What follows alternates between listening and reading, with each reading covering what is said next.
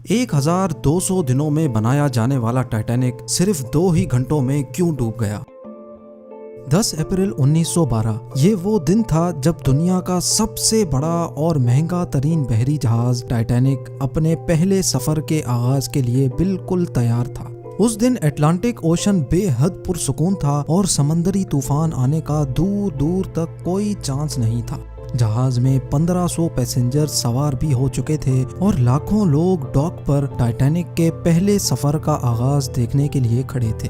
ना ही पैसेंजर्स को, ना ही अलविदा करने वाले लाखों लोगों को और ना ही टाइटैनिक के अमले को मालूम था कि जो जहाज कुछ ही देर में रवाना होने वाला है उसको बनाते वक्त 6 ऐसी गलतियां की गई हैं जो इस जहाज को बदतरीन हादसे का शिकार बनाने वाली हैं। ज़ेम टीवी की वीडियोस में एक बार फिर से खुशामदीद। नाजरीन, आज आप जानेंगे अपने दौर के सबसे महंगे, सबसे लग्जरी और सबसे ताकतवर जहाज टाइटैनिक की 6 ऐसी गलतियां जो अगर ना की जाती तो शायद आज टाइटैनिक क्रैश होने की वजह से नहीं बल्कि अपनी कामयाबी की वजह से दुनिया में फेमस होता। आखिर ऐसी कौन सी 6 गलतियां थीं जो 40 साल एक्सपीरियंस रखने वाले टाइटैनिक के कैप्टन एडवर्ड स्मिथ को भी नजर नहीं आई? कैप्टन के 40 साल के एक्सपीरियंस को तो छोड़ें, ये गलतियां टाइटैनिक ऑपरेट करने वाली कंपनी दी व्हाइट स्टार लाइन, जिसको 107 शिप्स ऑपरेट करने का एक्सपीरियंस था, उनको भी नजर नहीं आई। और तो और ये गलतियां टाइटैनिक मैन्युफैक्चर करने वाली कंपनी हार्लैंड एंड वुल्फ को भी नजर नहीं आई, जिन्होंने सिर्फ टाइटैनिक से पहले ही 500 से ज्यादा शिप्स मैन्युफैक्चर की थी।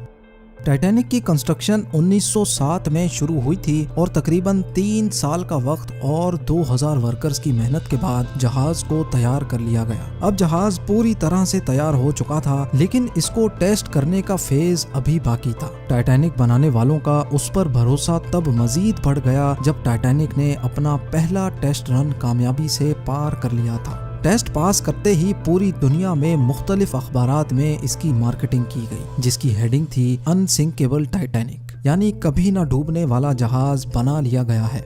जहाज का पहला सफर इंग्लैंड के शहर साउथहैम्पटन से शुरू होना था, जिसका दिन 10 अप्रैल 1912 मुकर्रर किया गया और जिसकी मंजिल अमेरिका का शहर न्यूयॉर्क थी। टाइटैनिक के इकोनॉमी पोर्शन में सफर करने की कीमत $30, जबकि फर्स्ट क्लास में सफर करने की $150 थी, जो आज के दौर में 3,40,000 रुपए बनते हैं। इस मार्केटिंग के नतीजे में यकायक सारी टिकट्स बुक कर ली गईं और आखिरकार वो दिन आ ही गया जब टाइटैनिक अपने पहले सफर का आगाज करने वाली थी। मिस्टेक नंबर 1, दोपहर को ठीक 12 बजे टाइटैनिक ने अपने पहले सफर का आगाज कर दिया और साथ ही टाइटैनिक की गलतियां सामने आना शुरू हो गईं। कैप्टन स्मिथ को मालिकान की तरफ से डेडलाइन मिल चुकी थी कि किसी भी सूरत में 17 अप्रैल तक, यानी सिर्फ 7 ही दिनों में न्यूयॉर्क पहुंचना है। इसी वजह से कैप्टन ने जहाज की रफ्तार शुरू से ही बहुत तेज रखी थी और यही थी टाइटैनिक की सबसे पहली गलती। कैप्टन स्मिथ को मालिकान की दी गई इंस्ट्रक्शंस और प्रेशर की वजह से न्यूयॉर्क जल्द से जल्द पहुंचना था, क्योंकि ये टाइटैनिक का पहला सफर था और अगर वो न्यूयॉर्क टाइम से ना पहुंचते तो टाइटैनिक की रेपुटेशन को काफी नुकसान होता। दुनिया की कोई भी गाड़ी हो, मशीन या फिर जहाज, उनके कई ऑपरेटिंग प्रोसीजर्स होते हैं, जिनमें स्पीड लिमिट भी इन प्रोसीजर्स का एक पार्ट होता है और वो पार्ट टाइटैनिक के सफर के आगाज में ही वायोलेट किया गया था। थोड़ी ही देर में जहाज साउथहैम्पटन के पोर्ट को इतना पीछे छोड़ गया कि अब दूर दूर तक नीले समंदर के अलावा कुछ नजर नहीं आ रहा था। मिस्टेक नंबर 2, अब टाइटैनिक को चलते हुए 3 दिन गुजर चुके थे। फ्रांस और आयरलैंड में थोड़ी देर के स्टॉप के अलावा टाइटैनिक पिछले 72 घंटों से मुसलसल न्यूयॉर्क की तरफ बढ़ता चला जा रहा था। ये 14 अप्रैल 1912 की शाम थी। समंदर पर हर तरफ खामोशी और धुंध छाई हुई थी, जिसकी वजह से विजिबिलिटी भी काफी कम हो चुकी थी। उसी रात एक और बहरी जहाज जो कि टाइटैनिक से कुछ घंटे ही आगे था, उसके कैप्टन ने वायरलेस पर टाइटैनिक को समंदर पर तैरती हुई चट्टानें यानी आइसबर्ग्स के बारे में वार्निंग दी थी। एक्सपर्ट्स का मानना है कि ये वार्निंग कम से कम भी 6 बार दी गई थी, लेकिन वायरलेस ऑपरेटर्स की कोताही की वजह से इंतहाई इंपॉर्टेंट वार्निंग्स इनसे मिस हो गई। उनके लिए शायद ये नॉर्मल बात थी, लेकिन यही थी टाइटैनिक के अमले की दूसरी गलती, क्योंकि टाइटैनिक अपने तर्ज का पहला लग्जरी जहाज था और इसमें कई VIPs भी मौजूद थे। इसी वजह से ज्यादातर टाइटैनिक का अमला फर्स्ट क्लास पैसेंजर्स की खिदमत में मसरूफ था। अगर इन वार्निंग्स को सीरियस लिया जाता तो आगे का पूरा सीन ही अलग होता। मिस्टेक नंबर 3, जहाज की स्पीड भी ज्यादा थी और उनसे एक बहुत इंपॉर्टेंट वार्निंग भी मिस हो चुकी थी। टाइटैनिक अब तेजी से इंतहाई बेखौफ अंदाज में आइसबर्ग की रेंज में बढ़ता चला जा रहा था, लेकिन अभी भी टाइटैनिक को हादसे से बचाया जा सकता था क्योंकि जहाज के पहरेदार अलर्ट थे, जो किसी भी आइसबर्ग की इत्तला दूर से देखने पर ही कैप्टन को देने के लिए रेडी थे। लेकिन दूर से देखने के लिए इनके पास एक चीज मौजूद ही नहीं थी और वो चीज थी दूरबीन। जी हाँ, पहरेदार अलर्ट तो थे, लेकिन वो आइसबर्ग को दूरबीन ना होने की वजह से दूर से नहीं देख सके और यही थी टाइटैनिक की तीसरी गलती।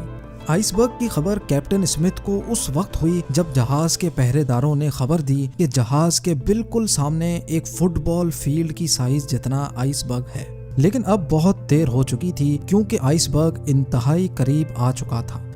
मिस्टेक नंबर 4, क्योंकि अटलांटिक ओशन में अक्सर शिप्स को ऐसे आइसबर्ग्स का सामना करना पड़ता है जिसको बड़े बड़े बहरी जहाज आराम से हैंडल कर लेते हैं। शायद कैप्टन स्मिथ ने भी यही सोचा था। आइसबर्ग की खबर मिलते ही कैप्टन स्मिथ ने जहाज के इंजन बंद करने का हुक्म दिया और साथ ही टाइटैनिक का रुख बदलने का भी ऑर्डर दिया। बेशक कैप्टन स्मिथ ने आइसबर्ग से बचने की बहुत कोशिश की, लेकिन फासला इतना कम रह गया था कि कुछ भी करना फजूल साबित हुआ।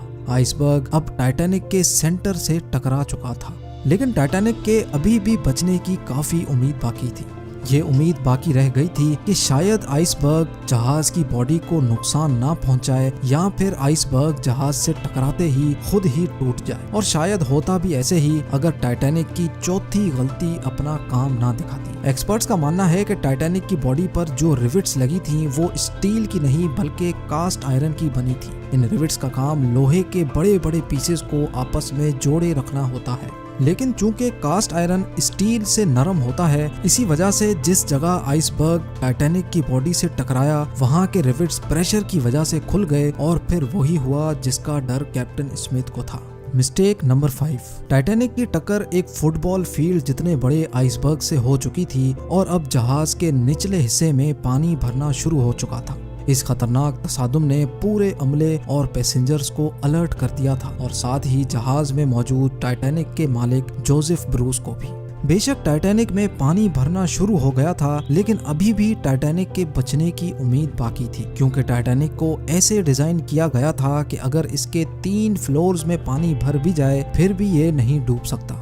लेकिन बदकिस्मती थी इस जहाज की कि 3 फ्लोर्स को क्रॉस करके पानी अब 4थे फ्लोर तक जा पहुंचा था। अब मामला हाथ से निकल चुका था। टाइटैनिक आहिस्ता आहिस्ता ओशन में डूबता जा रहा था। अब जहाज की फिक्र किए बगैर इसमें मौजूद पैसेंजर्स की जान बचाने का वक्त आ चुका था। कैप्टन स्मिथ ने रेडियो पर इमरजेंसी अलर्ट जारी कर दिया। जब तक कोई मदद के लिए आता तब तक पैसेंजर्स को लाइफ बोट्स में शिफ्ट करने का प्लान किया गया, लेकिन इस मौके पर 5वीं गलती ने अपना काम दिखा दिया। जी हाँ, जहाज में टोटल 32 लाइफ बोट्स की जगह थी, लेकिन कोताही की वजह से सिर्फ 20 बोट्स ही रखी गई थी। पैसेंजर्स थे 1500 और बोट्स थी सिर्फ 20। मिस्टेक नंबर 6, हर तरफ अफरा तफरी का आलम था और हर शख्स उन चंद गिनी चुनी कश्तियों में सवार होना चाहता था। 12:45 पर पहली इमरजेंसी कश्ती समंदर में उतारी गई, लेकिन यहाँ हुई एक और छठी गलती। अफरा तफरी के आलम में कश्तियों को पूरा भरे बगैर ही समंदर में उतार दिया गया, जिसमें ज्यादातर फर्स्ट क्लास पैसेंजर्स को तरजीह दी गई थी। यानी जो लोग ज्यादा अमीर थे उनको पहले बिठाया गया था। कश्तियों में अगर ज्यादा पैसेंजर्स को बिठाया जाता तो इंसानी जानें कम जाया होती। अब जहाज तेजी से समंदर में डूबता जा रहा था। 2:18 पर शॉर्ट सर्किट की वजह से टाइटैनिक की सारी रोशनियां बुझ गई थी और अगले ही लम्हे जहाज टूटकर 2 हिस्सों में तकसीम हो गया। यूं टाइटैनिक को समंदर के अंदर मुकम्मल तौर पर डूबने के लिए 2 घंटे 40 मिनट लगे और इस तरह 1500 लोग अटलांटिक ओशन के ठंडे पानी में डूबकर मर गए। आपको एक और बात भी बताते चलें कि पानी का टेम्परेचर उस वक्त -2 डिग्री सेंटीग्रेड था। मतलब अगर पैसेंजर्स इस ठंडे पानी में छलांग भी लगाते तो बचने का कोई चांस नहीं था, क्योंकि इंसान इतने कम टेम्परेचर में 30 मिनट से ज्यादा जिंदा नहीं रह सकता। कहा जाता है कि मरने वालों की तादाद 1500 से भी काफी ज्यादा थी, क्योंकि जिन लोगों की जहाज के अमले से जान पहचान थी उनमें से काफी लोग जहाज पर बगैर टिकट सवार हुए थे। जिंदा बच जाने वालों में सबसे ज्यादा तादाद बच्चों और खवातीन की थी। दूसरी तरफ कैप्टन स्मिथ था जो सारा वक्त लोगों की जान बचाने में लगा रहा और वो आखिरी आदमी था जिसने डूबते जहाज से छलांग लगाई थी। उम्मीद है जेम टीवी की ये वीडियो भी आप भरपूर लाइक और शेयर करेंगे। आप लोगों के प्यार भरे कमेंट्स का बेहद शुक्रिया। मिलते हैं अगली शानदार वीडियो में।